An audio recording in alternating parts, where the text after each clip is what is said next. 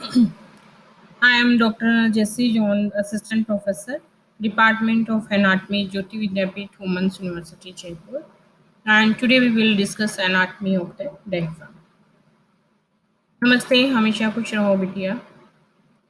Diaphragm is a thin, muscular, tendinous septum that separates the chest cavity above from the abdominal cavity below.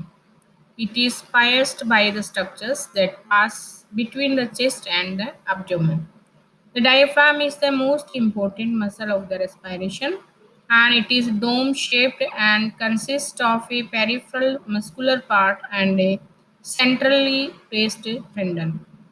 So we have seen the diaphragm is the septum between the abdominal cavity and chest cavity.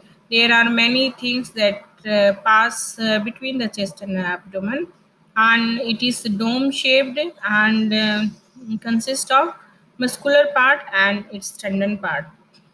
We have seen this picture in diaphragm. This is dome shaped.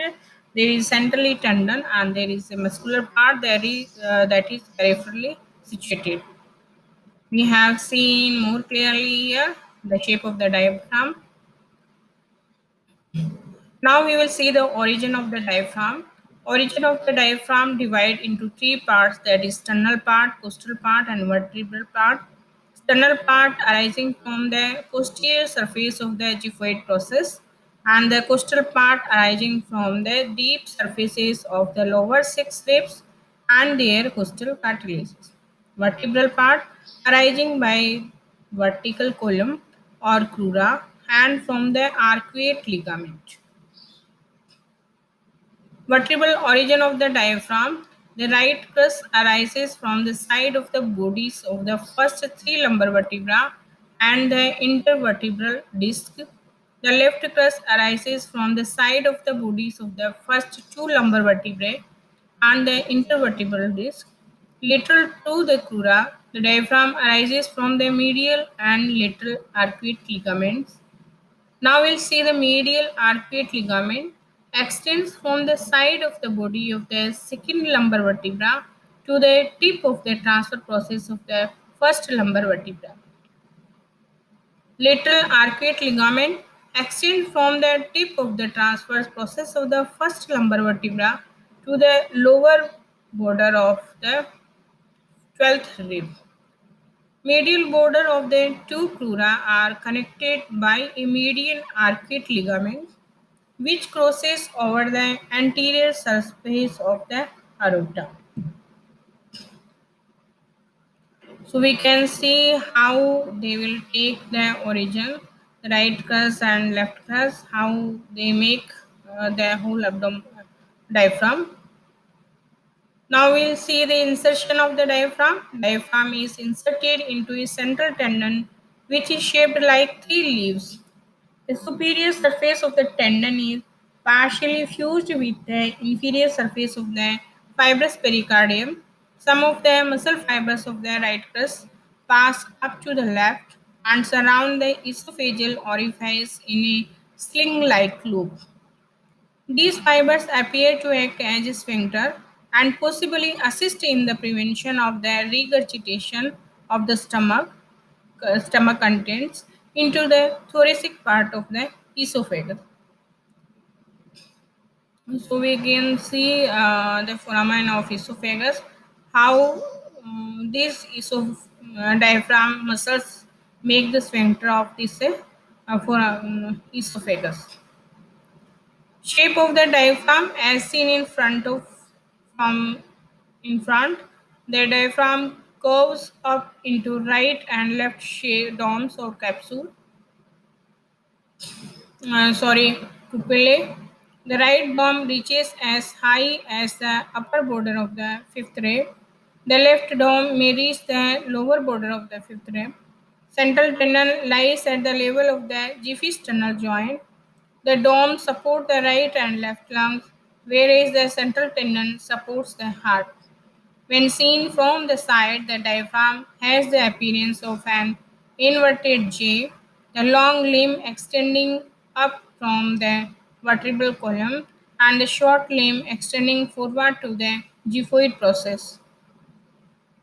We will see the opening in the diaphragm. Diaphragm has three main openings.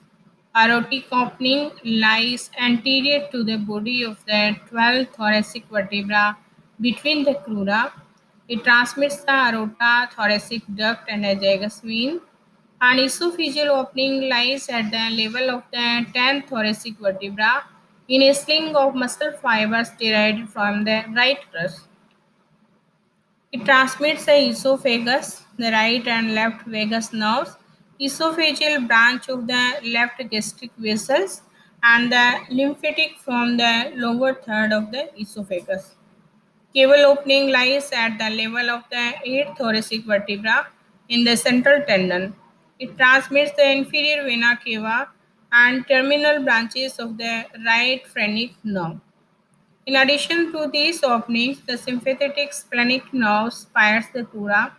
Sympathetic trunks pass posterior to the medial arcuate ligament on each side, and superior epigastric vessels pass between the sternal and costal origin of the diaphragm on each side.